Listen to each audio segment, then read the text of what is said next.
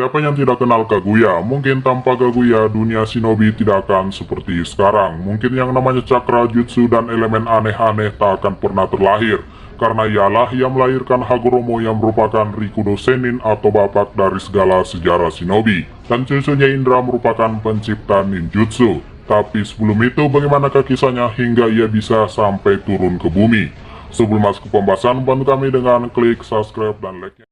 Tapi sebelumnya saya ingin mengabarkan kalian dulu bahwa di sini saya mengupload video Boruto itu di Facebook ya. Jadi bagi kalian yang ingin menonton Boruto, film-film Boruto itu ada di Facebook halaman saya. Ya, ini dia. Nah, hampir mirip sama dengan di YouTube ya. Bannernya dan profilnya juga kalian tinggal cari saja animechannel.com, dan juga saya sudah sediakan link Boruto episode 222 di deskripsi ya. Jadi bagi kalian yang ingin nontonnya, langsung kunjungi saja link itu dan kalian akan dibawakan ke Facebook untuk menonton video itu. Jangan lupa ikuti halamannya dan juga sukai videonya ya. Langsung aja kita ke inti dari video kita kali ini. Kaguya Otsutsuki merupakan salah satu dari anggota klan Otsutsuki yang mempunyai kemampuan yang sangat aneh dan luar biasa. Awal kemunculannya adalah saat malam hari, tepatnya beratus-ratus tahun yang lalu.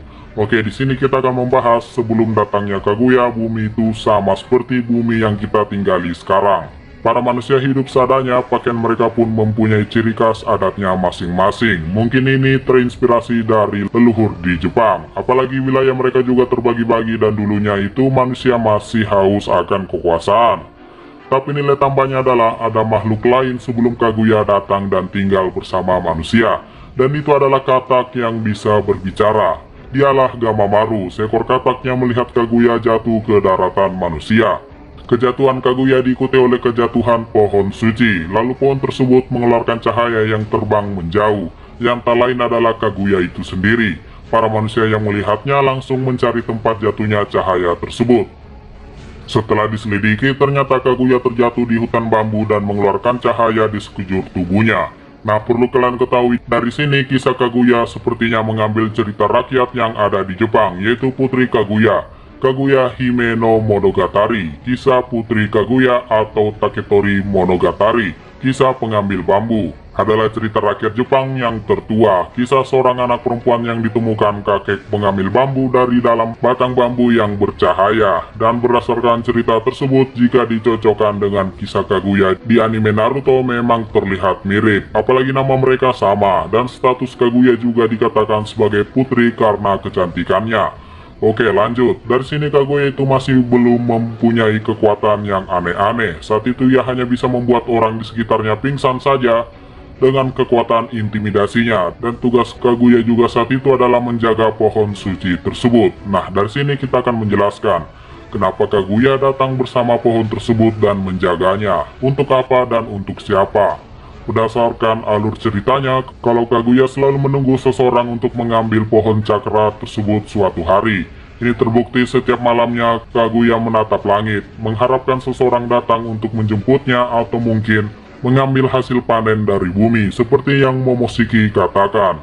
Jadi kasusnya, Kaguya ini hanya bersifat untuk menjaganya dan bukan untuk memilikinya, karena ada orang yang lebih pantas selain dia untuk mengkonsumsi buah cakra tersebut.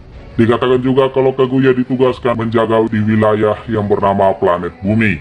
Dan di tengah hangatnya malam, ketua suku yang bernama Tenji terpana dengan kecantikan Kaguya dan mulai merayu gadis tersebut. Tapi ada satu hal yang jelas di sini. Kaguya berkata kalau ia hanya menginginkan perdamaian tanpa adanya peperangan. Jadi apakah di tempat asalnya klan Otsutsuki sedang berperang? Ataukah Kaguya hanya ingin hidup damai di bumi? Di lain pihak, sebelumnya kan pihak desa sebelah mengaku-ngaku kalau wilayah kekuasaan mereka berada di wilayah milik desa Tenji. Jadinya desa sebelah seakan-akan ingin menyulut perang dan ingin mengambil paksa atas kebohongan yang mereka ciptakan. Dan pada malam harinya desa sebelah atau negeri Ka sudah menyiapkan strategi untuk berperang, dan si Tenji yang mendengar hal ini Ternyata mungkin habis aham-aham dengan Kaguya dan memutuskan untuk menemui pemimpin negeri K untuk negosiasi perdamaian. Yang sepertinya Tenji ini sudah sangat cinta dengan perdamaian. Tapi liciknya, selagi pasukan Tenji pergi menemui mereka, pihak negeri K mengirimi sebagian pasukannya untuk menemui Kaguya dan memaksanya untuk jadi istri mereka. Kuil tempat persembunyian Kaguya pun diserang dan dihabisi para pelindungnya. Namun dengan kekuatan Kaguya yang masih cukup kuat, mampu membunuh mereka yang mendekat dengan sekejap. Keesokan harinya negeri K dan para kroconya membuat fitnah kalau mereka sebenarnya tadi malam tak ingin menyulut perang, dan ditambah dengan sebuah alasan bahwa mereka diserang oleh putri Kaguya dan ini bisa menghancurkan perdamaian. Ini yang membuat Tenji tak habis pikir dan bimbang, yang padahal tadi malam jelas-jelas pihak negeri K yang cari gara-gara. Pada sore harinya akhirnya Tenji memutuskan untuk pergi menuju ke TKP dan melihat sendiri sebelum memutuskan akhir dari Kaguya.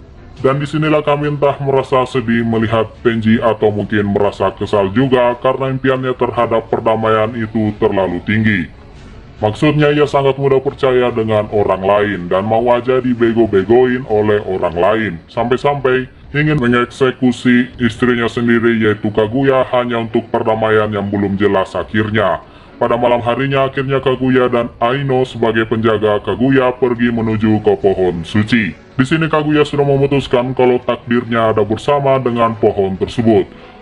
Jadi sepertinya di sini Kaguya melanggar aturan klan Otsutsuki yang seharusnya buat cakra ini untuk orang lain tapi malah ia konsumsi sendiri. Ini mungkin karena keterpaksaan, karena hidupnya juga dalam ancaman, apalagi orang yang selalu di sampingnya Aino mati terkena anak panah demi melindunginya. Intinya Kaguya ini cuma cinta perdamaian, sampai-sampai rela melewati batas dan menjadi monster demi melindungi dunia yang ia tempati. Bahkan saat itu mirisnya si Tenji tidak tahu kalau Kaguya sedang hamil dan mengandung anaknya. Dan dari pengorbanan Aino lah Kaguya memakan buah cakra dan menciptakan Mugen Tsukiyomi untuk membuat negeri yang ia tinggali damai. Bahkan saat terakhir si Tenji ini tidak tahu kalau Kaguya sedang mengandung anaknya dan malah menanyakan identitas Kaguya. Dan mereka semua akhirnya menjadi makhluk lain yaitu Zetsu Putih. Dan dari sini Kaguya berkata kalau ia akan memimpin dunia ini bersama anak-anaknya kelak. Yang artinya ia akan melawan Otsutsuki lainnya. Kenapa? Karena ia sudah melanggar janjinya. Yang awalnya ia ditugaskan menjaga saja, berubah dan malah ia yang memakan buah cakranya. Untuk itulah ia menciptakan makhluk hidup lain yaitu Zetsu Putih, yaitu ratusan ribu dari tubuh manusia untuk diserap pohon suci tersebut. Untuk itulah di era Hagoromo penduduk yang ada di sana menjalankan ritual di pohon suci untuk mati dan menjadi tumbal menjadi Zetsu Putih atau pasukan Kaguya. Walaupun Hagoromo sudah meyakinkan ibunya untuk merasakan cinta lagi, tapi sepertinya hati Kaguya sudah tertutup dan sulit percaya dengan manusia lagi. Karena mereka hanya perusak dunia ini dan terus ada peperangan. Untuk itulah di akhir ia dikalahkan oleh kedua anaknya karena berbeda pemahaman. Dan akhirnya ia disegel selamanya melalui teknik Hagoromo, yaitu Chibaku Tensei. Mungkin kesalahan terakhir Kaguya adalah tidak memberitahu siapa musuh mereka yang sebenarnya kepada anaknya yaitu Otsutsuki. Sehingga di masa depan Momoshiki, Kinshiki, dan Urashiki malah datang mencari masalah di bumi. Tapi walaupun begitu tekad Kaguya untuk perdamaian dunia ini tak kenal putus asa. Untuk itulah ia melahirkan anak ketiga yang kita kenal sebagai Zetsu Hitam. Dan dari situlah Zetsu Hitam selalu merencanakan semuanya untuk kebangkitan ibunya untuk menjaga bumi dan melawan Otsutsuki yang akan datang. Tapi pada akhirnya gagal lagi setelah reinkarnasi dari cucunya yaitu Ashura dan Indra menyegelnya kembali ke dalam jutsu Chibaku Tensei. Jadi pada intinya Kaguya itu sebenarnya baik, ia hanya ingin perdamaian namun ia tak punya hati yang kuat. Jadinya ia mudah putus asa dan ingin menghancurkan semuanya dan menutup rapat-rapat hatinya. Dan sayang sekali sampai akhir ia tak mempercayai apa yang dipercayai anaknya yaitu Hagoromo dan Hamura. Oke, mungkin itu saja yang perlu dibahas dari Kaguya Otsutsuki ini, seorang putri yang percaya jatuh ke bumi. Oke, jadi terima kasih telah menonton video gue kali ini. Jangan lupa like, subscribe, share, komen juga ya. Oke, dan semoga video ini menghibur dan bermanfaat juga ya. Jangan lupa buat tonton video gue selanjutnya. Sampai ketemu di next video. Good luck.